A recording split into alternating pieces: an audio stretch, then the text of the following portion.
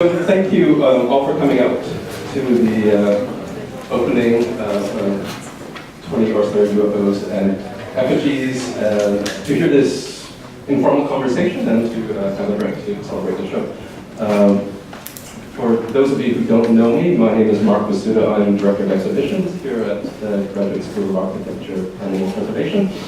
And the Ross Architecture Gallery belongs to GSAPP. And for those of you who don't know the gallery, you may recognize that it's a university gallery which comes with the freedoms of that institutional position, plus all of the structural liabilities. And what that mostly means is that we rely on the devotion and hard labor of the student crew and assistants to help make all of our exhibitions happen. And all of the installation work and much of the fabrication and much of the research for exhibitions goes through the crew. So I want to start by thanking the crew and this year's assistants, Nicholas Reiter, Zoe Florence, and Nina Kalatratnik.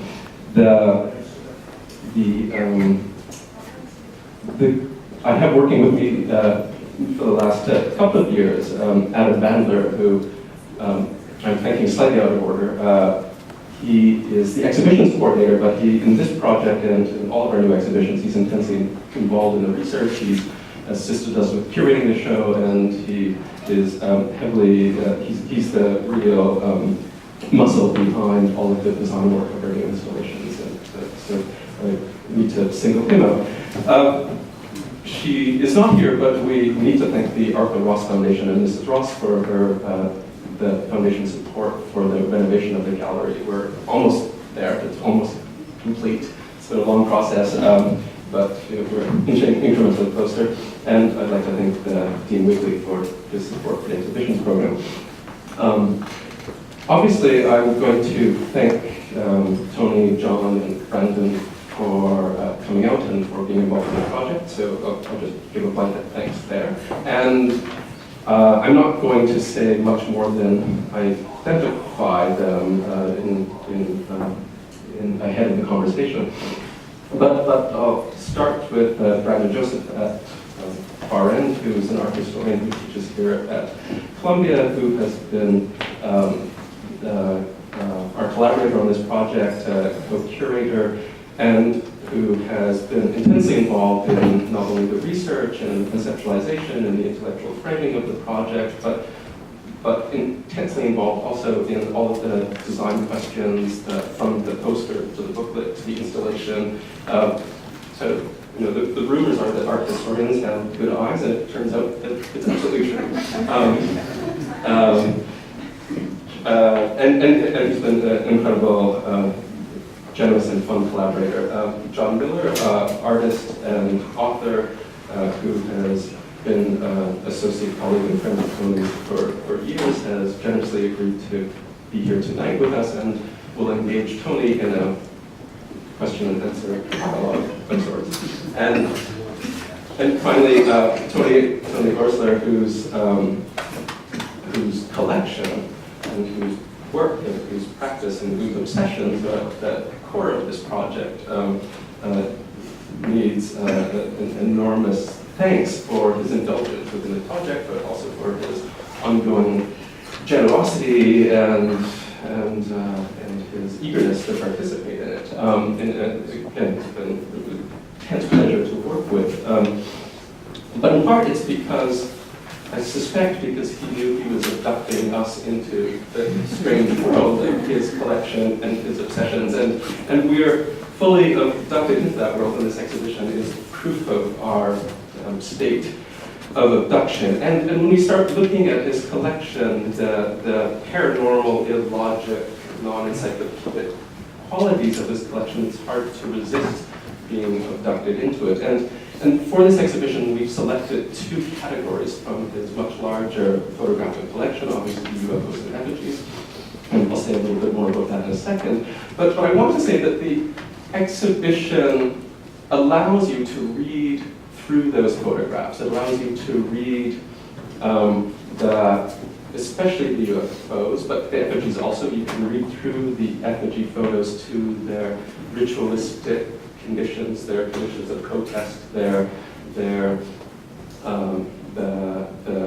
sighting of the event that the photograph is documenting. With the UFOs, you can also read through, if perhaps not to the UFOs, with the same degree of legibility, let's say.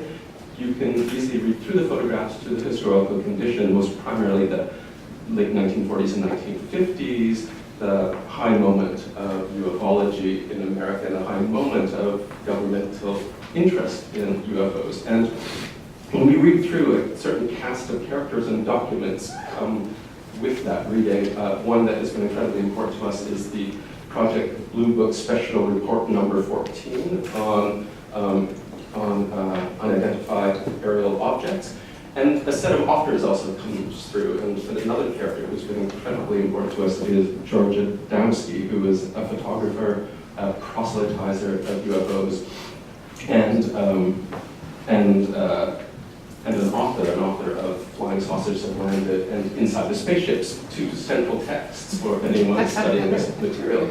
And I mention Adamski because it's through those texts, curiously, that we find a bizarre connection to architecture. After all, this is an architectural gallery. And when Adamski is describing the signature blurriness of the UFO photographs, he mentions that, of course, it's the problem of the speed of the spacecraft encountering the limited shutter speed of the camera, the telescope, and the kind of misadequation of technology to spacecraft. But he also comments on the bizarre optical qualities of the translucent UFOs that resist being photographed because they're made out of some impossible material, both durable and hard as diamond, but translucent. And it's here that Adamski sounds like the Paul Scheerbart of ufology, a proselytizer not just of UFOs, but of the crystalline materiality of UFOs. And it also, when you hear Adamski speaking that way, it triggers recognition that architectural modernism is not so far from the cultish behavior that we associate with the UFOs. And you think of Bauhaus Gar, but also think of the behavior of Taliesin West, not far from the location of many of the UFO sightings.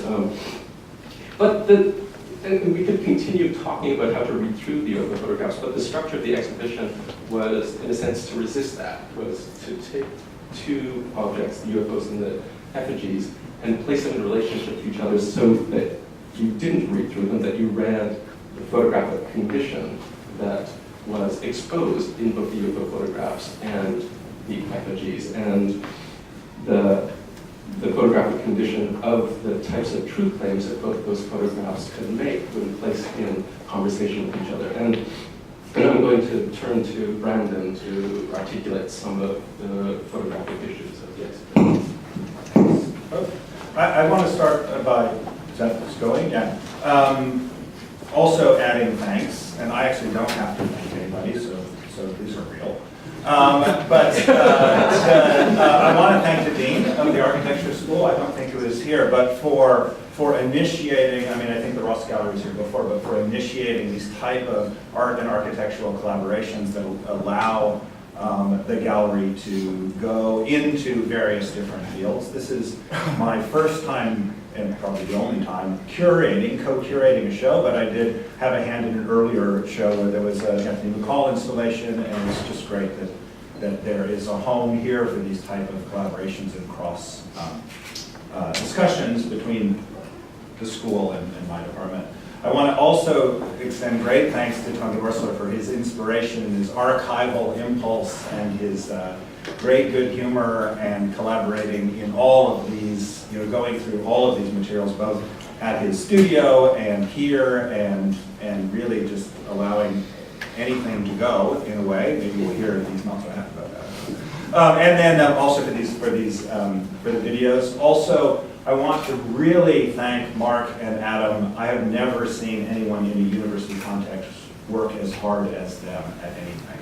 So there's an enormous amount of labor put into this show that they have done, and they have done it also with the help of the students that are working with them. I haven't had that much direct contact with them, but obviously this doesn't unless we made contact with UFOs, this stuff doesn't just come up overnight the way that it did here. And it was really an incredible amount of time. And I also want to thank the graphic designers who did the beautiful poster, which keeps disappearing across campus, and the brochure, both of which are available for people to take legitimately at the front. So before turning it over to Tony and John, I just wanted to articulate some of the ideas that we thought about for showing this, and I'll do so quite quickly. There was an exhibition at the Met that we thought about a lot in 2005 called The Perfect Media, which was an exhibition of spiritualist photography. Tony has a big collection of spiritualist photographs also. And like that show, we wanted to feature the UFO photograph as its own genre. And this may be, I don't know this at all for sure, but it's possible that this is the first ever exhibition of UFO photographs as a photographic genre. Do you know of another? Let's pretend like this was.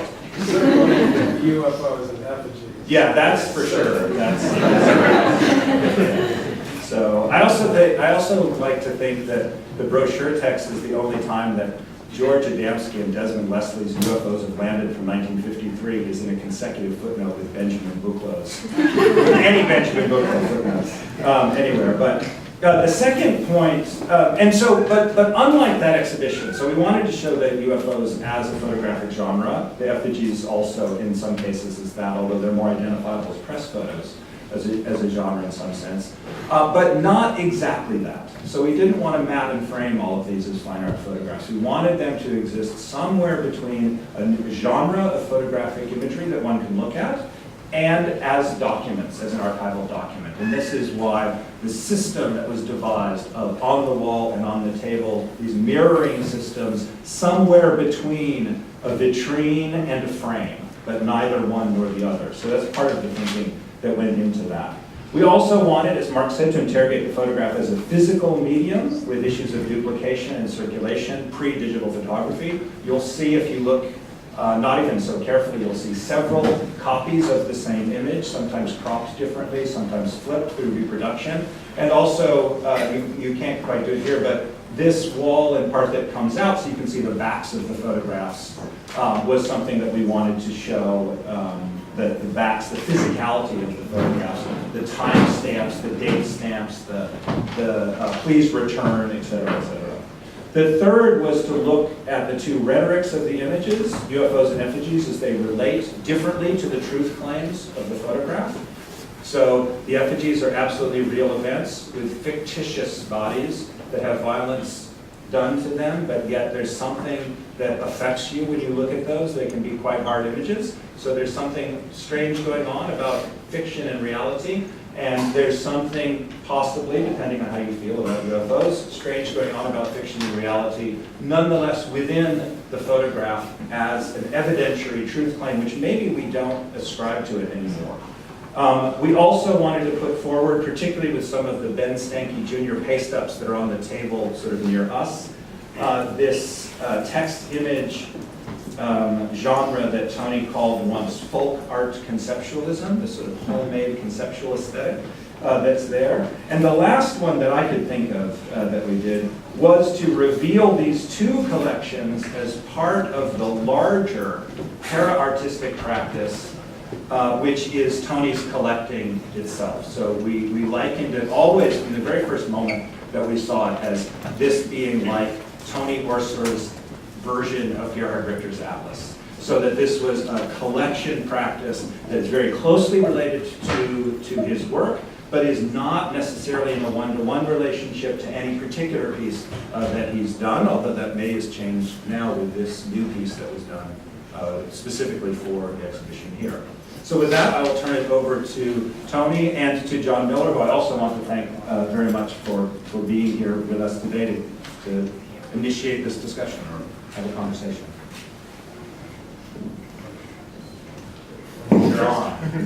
Sure. Well, I'd like to thank a few people here. Everybody up here, thank you for coming. John and I know each other since Cal Arts days, and used to be in a band called the Poetics. and which somehow led to my meeting Branden, really, through his book related to Tony Oursler. And also Mark and Adam for all the hard work and the absolutely incredible engineering behind this system, which they hatched. I mean, we had some discussions in the studio, but I was really, really impressed. I mean, I was impressed with the previous show, the way the display was done, but this seemed to really capture and take the photographs to another kind of level, because I've seen these basically in piles or in slide sleeves or whatever around my house, and you know, in some of the envelopes that they were originally stored in and things like that, but I hadn't really seen them displayed in any way. One of the earliest things we did was my crew set up about, I don't know, 10 giant tables in my studio. We just cleared everything out and just set up these giant flat plywood tables with sawhorses and laid out every image, I think, and to look at, which was a kind of really interesting thing to do, to change from sort of almost like a book, the way that you might look at a book and sequentially to look at it in some kind of other way of reading, which they brought to just an incredible level here. And also, you know, I had some notions about the way that it could be hung to kind of reflect. There's a kind of anti-gravity aspect to all the photos, and we never really discussed it, but it was done just in a most ingenious way. I mean, so thanks so much for that engineering. And I should mention that this was all engineered. The display unit was, you know, it's not off the shelf. This was made, actually milled in some aluminum or steel or whatever and powder coated. And, I mean, it was all, I saw the original designs and it looked just vexing. I don't know how you came up anyway. So it's not off the shelf, you know. I think you can intuit that. The blueprints are in the Adamski book. Yeah. And anyway, so it's just a wonderful opportunity, kind of a fantasy for me, because I've been sort of hoarding this material and looking at it and referring to it, you know, sometimes directly with projects in mind, but generally it was more of a hobby that became obsessive, I guess, to some degree. And I know there's some people here who share these kinds of obsessions. My son Jack, actually, who has a pen collection. And Christine Bergen, who I've talked to many times about collecting and has a legendary collection of exhibitions. So it's exciting for me to get all this stuff out, to share it with other people, because first of all, it's a kind of hermetic practice and there's something stingy about it, even though I don't feel like that when I'm getting it, you know, like it's for me, only for me to have in my house by myself to look at it, which often is the case. Late at night, I'll just look at the stuff. I'll admit it. But you know, then there's an absurdity to that, because artists, I think, are driven to share and have a dialogue, and I couldn't quite picture how to assemble any of this material as for an exhibition. And you know, Branden and Mark really inspired this whole event and kind of took it over, and I was just thankful for that, and also inspired the video element of it, because there's a kind of nostalgic quality to a lot of the material here, but it was not really lost on me that these images and these activities continue into the digital age. And so digging around on YouTube, I was able, with the massive archive and the internet, which is actually the most massive of archives, which is pretty much for free for everybody, but I noticed that there's a continuation of the UFO stuff, which I was pleasantly surprised at, and there's a kind of transcendent quality to a lot of the UFO stuff, where you find people in these situations where they're almost in a kind of trance state, looking up into the sky and isolating these events and narrating them, which you can hear at other times on here, which adds a whole other dimension to the photographs, as does the much more, I guess I'm going to use that word, emergent quality of the, I know that's a popular word now, but it definitely applies to the effigies. So the kind of play between the two,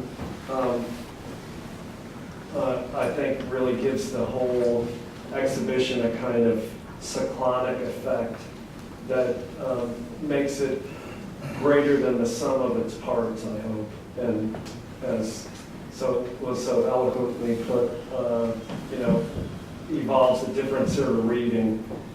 But on that note, I guess I'll just pass it over to John for a minute, and then I'm sure we'll just... Okay, well, I'll start with a short thank you. Just that, it's great to be part of this really wonderful show. And I'll start with a confession that I know almost nothing about UFOs, and kind of hopping in on the tail end of this whole process. So maybe I could start just by asking you what might seem like a redundant question, but why look at UFO photos? Like, what's the pleasure? What's to be had in that? Well, that's a good question, but I think it's fantastic. Well, they're hard to see by yourself, I guess, so when other people show you them, it's a good thing, so.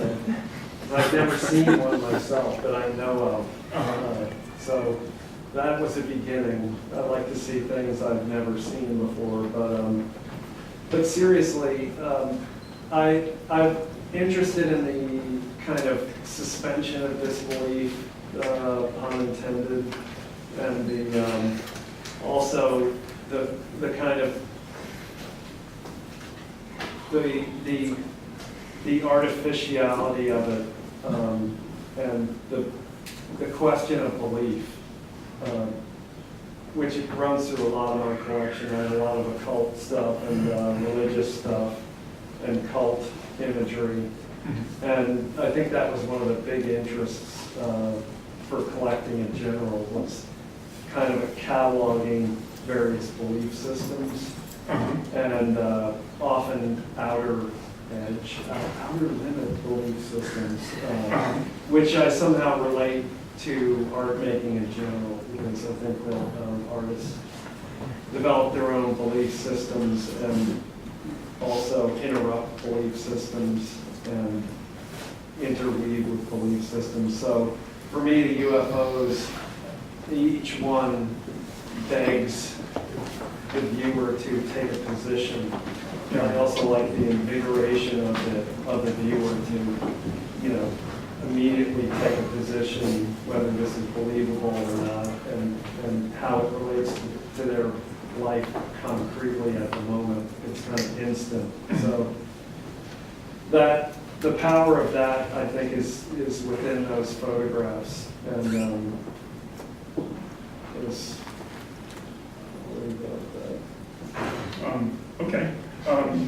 One thing that strikes me there, when looking at the UFO photos in particular, there's a kind of inversion that takes place that we're thinking about, like myth and objectivity, and one might be tempted to paint the UFOs as mythic constructs, and it makes me think of Cleveland's former mayor, Dennis Kucinich, who was attacked by the right because he said, I believe in UFOs, so everyone said, he's a kook.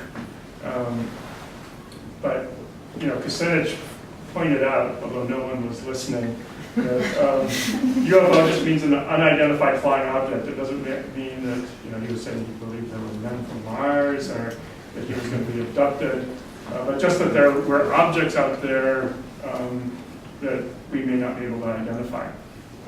So that's one side of it. And then on the other, there's the argument put forward by Michael Taussig, among other people, that photography is kind of the contemporary myth of objectivity. So we would normally turn to the photograph as kind of, some kind of evidentiary medium, but in a way, it's almost an index of the superstitions of people who like to consider themselves modern or contemporary. So I see that there's a kind of, almost like an inverse relationship between expectations and the reading of these things.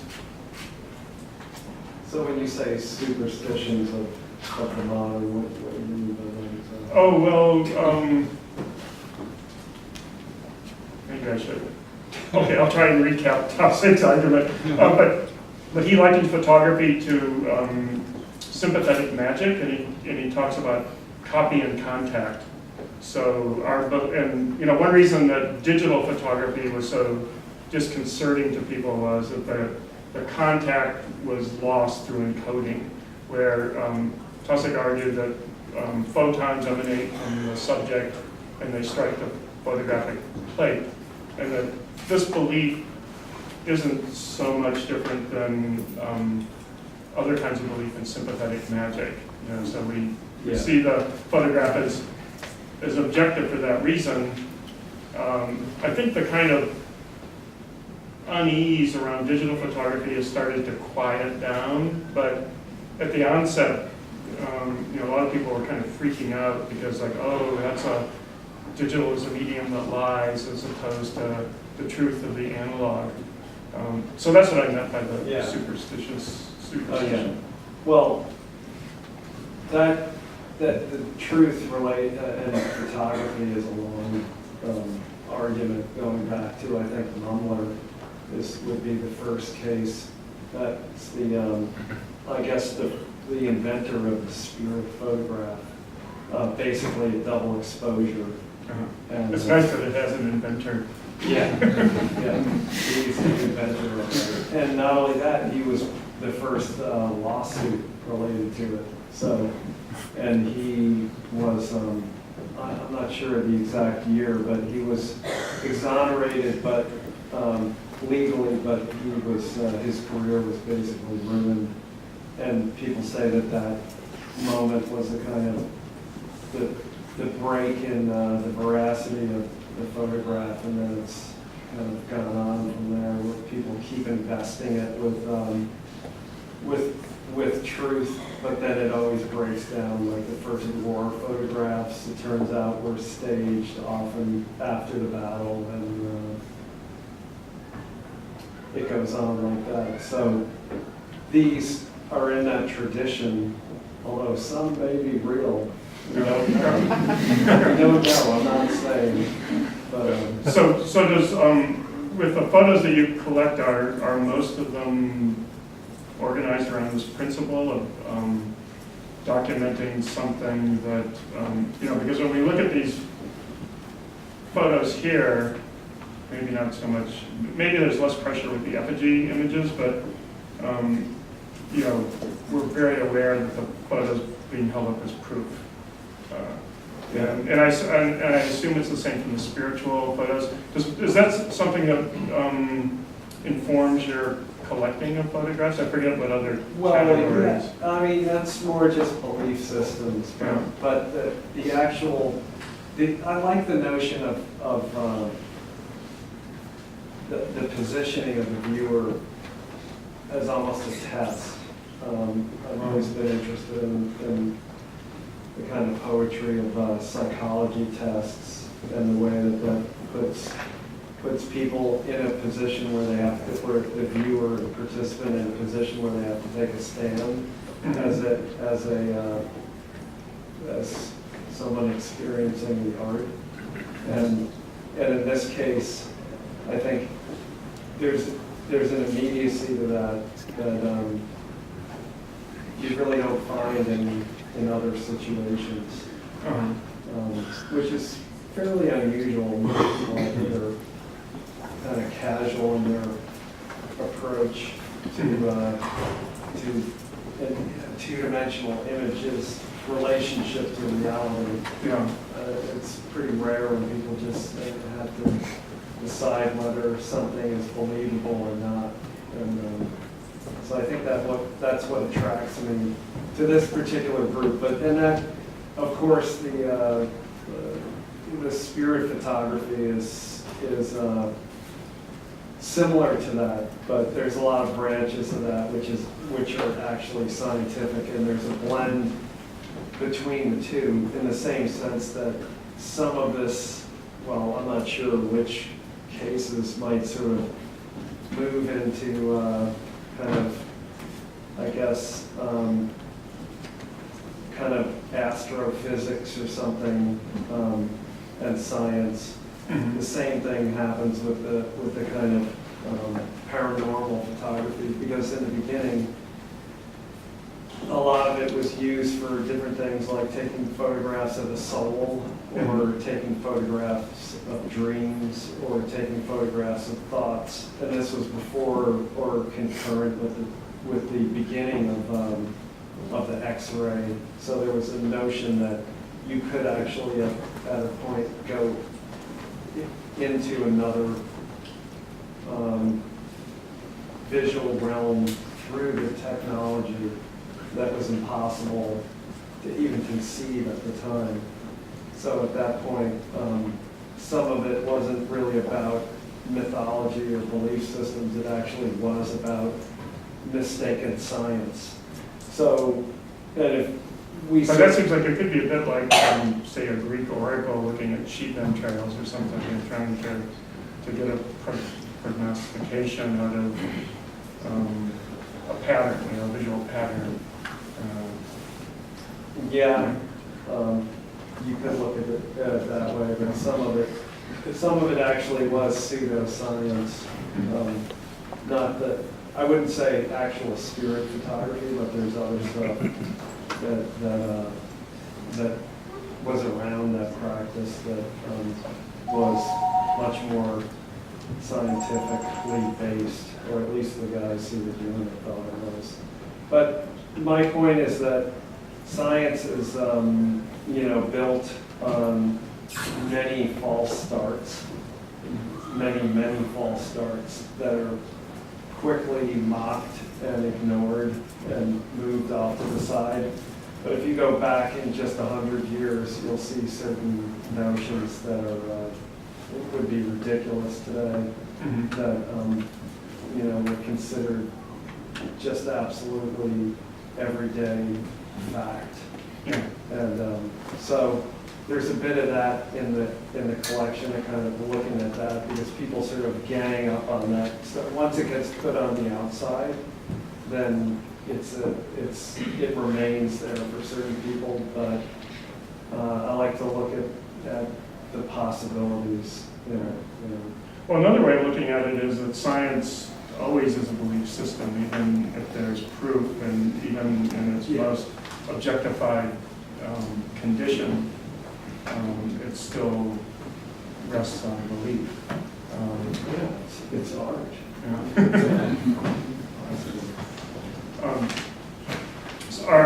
So with the UFO photos, are any of them from so-called legitimated sources, like from the Air Force or from government agencies, or are they more from obscure individuals? Some are from NASA, particularly also the video. It's kind of great that people, again, it goes back to the entrails.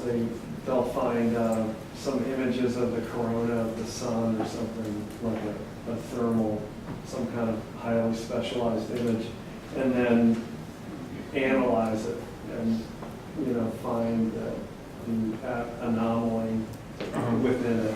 Yeah. And so it continues in there. I think there's a few of these that are related to that, but it comes down to the observer, the person who reinterprets the image. So I think that's probably an added value if it does come from NASA. Yeah.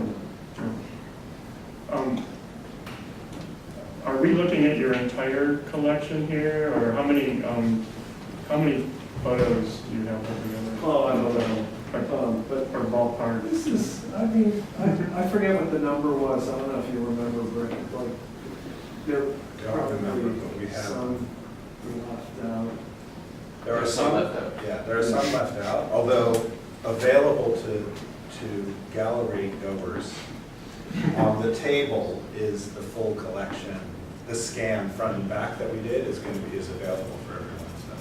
So people that want to see what was left out of the collection at that point, because the collection keeps growing potentially, is available there. But this is the vast majority of it. Yeah. Over 90%, maybe just 90%. Yeah, over 90%. Yeah, but there's a lot of other genres. And is this collection still growing? Or have you pretty much covered the territory? Or? Yeah, but this will probably ruin the market for it. Or the market that I'm willing to participate in, which is, you know, $10 range or something. Well, it's funny because that comment reminds me of our friend Jim Shaw and his thrift store painting show where I remember Jim Shaw collected, and may still collect, I don't know, thrift store paintings, and he had a quite successful show of those, and people were predicting that the market for that would be ruined. It was. It was. Oh, yeah. I'm not a collector, I don't know. This was completely ruined. Yeah. Every thrift store, like, all the way out into the middle of nowhere, I was like, yeah, here's this, you know.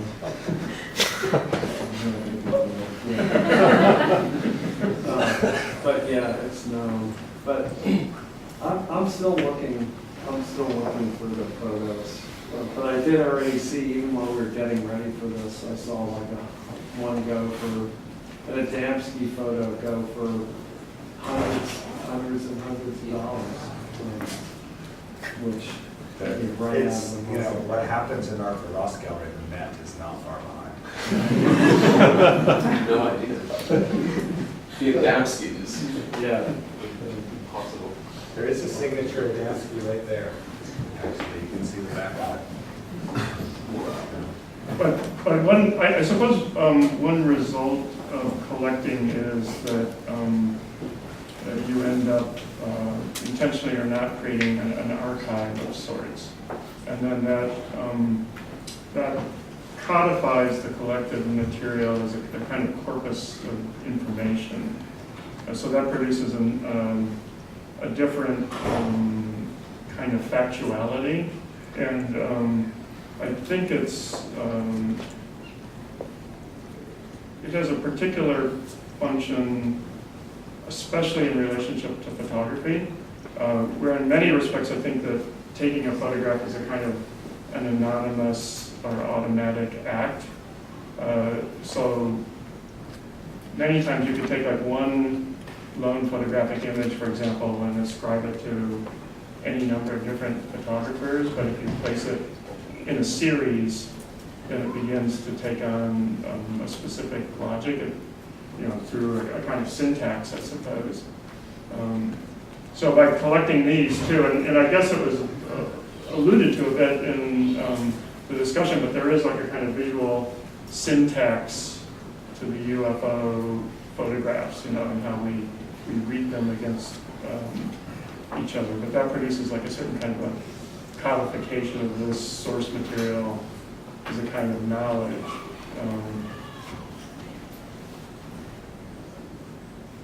I mean, there's visually, I mean, the tendency when it was laid out was to organize it in various ways. And one of the things that happened was that the UFO is always this kind of blurry, indecipherable object with a few structural details. But what becomes important is the context in it. So we started to look at this kind of like we started to build these kind of landscapes across the space. And I think that's pretty interesting, the way that they become contextualized, either in cities or often, these kind of industrial areas or out in the desert in many cases, but that they're kind of framed in a way in the landscape that you can only imagine then the photographer kind of draw a cone back into space and imagine, and I guess it's mentioned on the back with a lot of these houses, somebody just managed to capture the photograph, they were driving, they had the camera, and of course it was probably at a time when cameras were not easy to have around, so it was a miraculous event that a lot of these were snapped to begin with. But well, that's certainly one condition that's changed is the profusion of cameras that,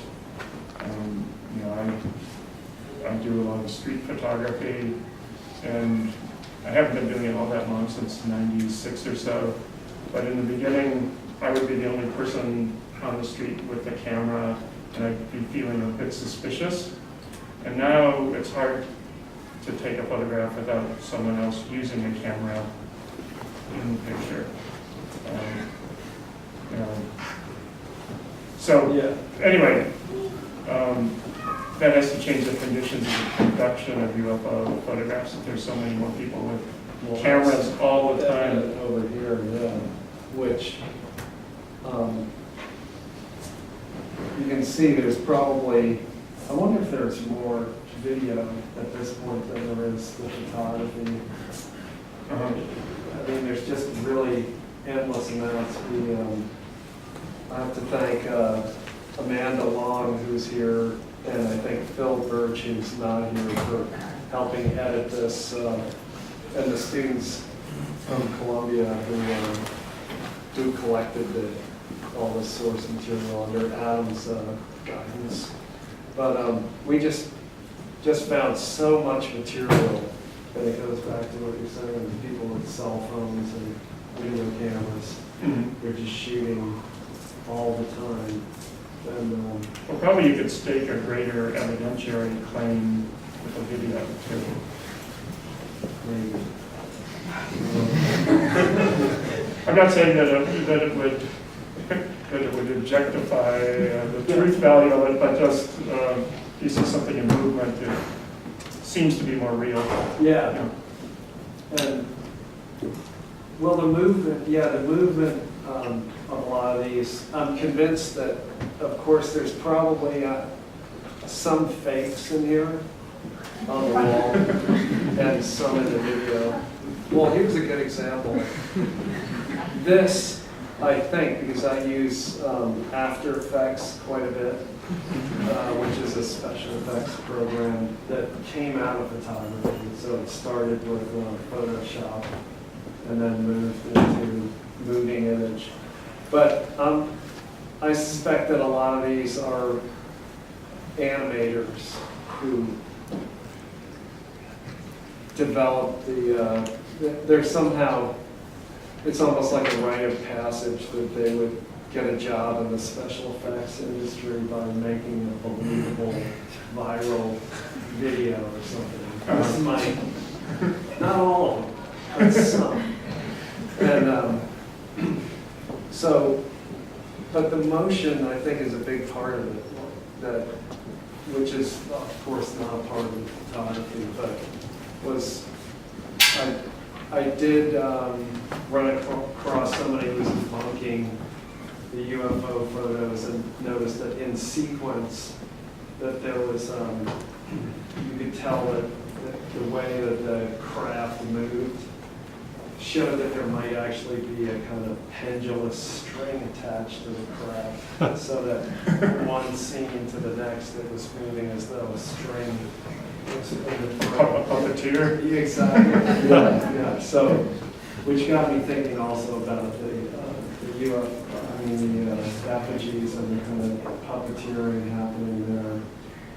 But Well, one thing that strikes me right away looking at the effigies against the UFOs are all relatively tasteful objects. They have like a kind of minimalist inscrutability, and the effigies are all pretty vulgar looking, and actually pretty codified with the posture of the effigies too. Like many of them look like that Warhol disaster painting of the figure impaled on the telephone pole with the head kind of slung forward. So, you know, and probably what makes that Warhol image so disturbing is that a real person looks like an effigy. yeah, well, there again, there's a relationship to the viewer with the empathic, or the mirror neurons, I guess. When you see a figure being destroyed, you can't help but anthropomorphize it in some way or another. And so that's something that's got into my work. I work with dummies and effigies in the early 90s and mid 90s, and probably attracted me to these photos. Just the speed at which they're produced and how they can retain a form and kind of dissolve out and turn back into their material form very easily. Through being burned? Well, no, just before being burned. That's that goes back to the alchemy that you were talking about earlier, the symptomatic magic. But just that they kind of hover between one form and the next. The folk aspect of making a human sculpture is what kind of originally attracted me to that. And the way that a farmer uses a scarecrow that they just whip together really quickly and protect the food or something like that. And then birds are anthropomorphizing the effigy, I guess.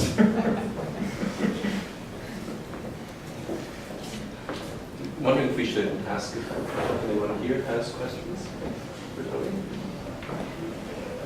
Or John or Mark or Branden. Where do you find these pictures? Mostly on the internet, mostly eBay. That's my secret. I'll let you know. And sadly, that has evolved because at one point you were able to get like whole groups, and now people wised up and they sell them one at a time and things like that. So it's become harder and harder, but you can still find them.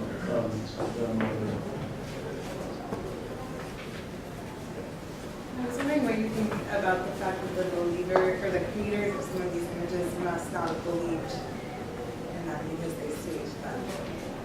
Say again? Like in a lot of these images, the creators of the image must not have believed in what the image they're creating. Yeah.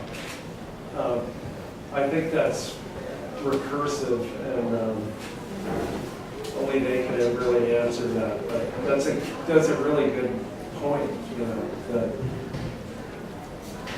to tell a falsehood, to get your point across, like a politician, isn't it? But that is a really good point. On the ones you left out, why did you leave them out when you had it? Well, I think the ones that got left out were really kind of the peripheral UFO stuff. Most of the ones- Evidence of like a footprint of an alien or something like that. Yeah. Well, most of the ones that were left out were not UFOs. There was, in amidst the archive, there were some images of Godzilla. So we chose not to include those. And there were some subgenres. There's a couple images actually that from the archive that are in the brochure that are not in the show. So there was an image of an atomic bomb that was pasted up by this same Stanky who does the paste ups here. That was conceptually important. And there were a couple other really great images, sort of more secondary images. But actually we found in laying them out, I mean, even until the very, very end, they were going to be part of the exhibition. They were going to be part of the table particularly.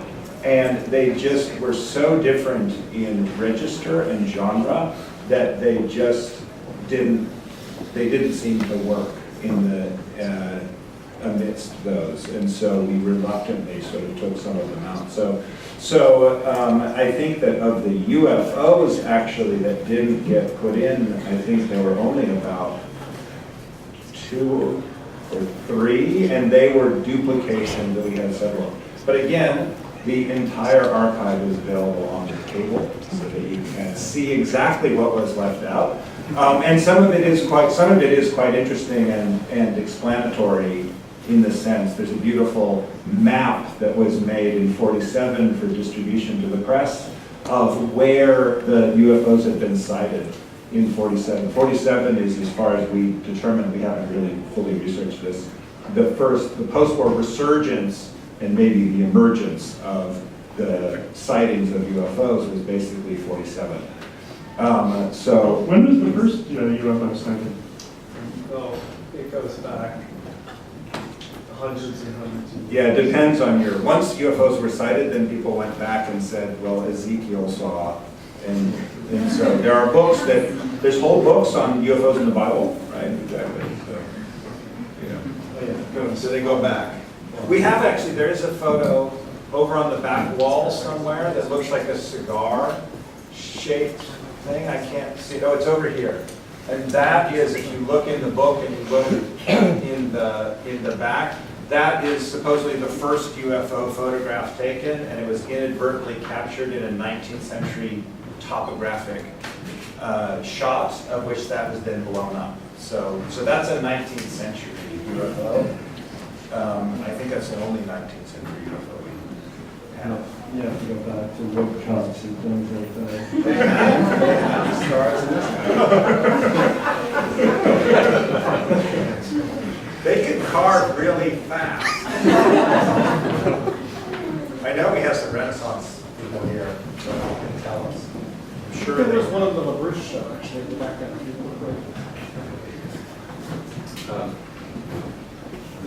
Thanks you guys. Thanks John. Thanks Tony. Thanks Branden. We're going to wrap it up in a second. I just wanted to reinsert the problem of the believer in the photograph that you sort of nicely identified.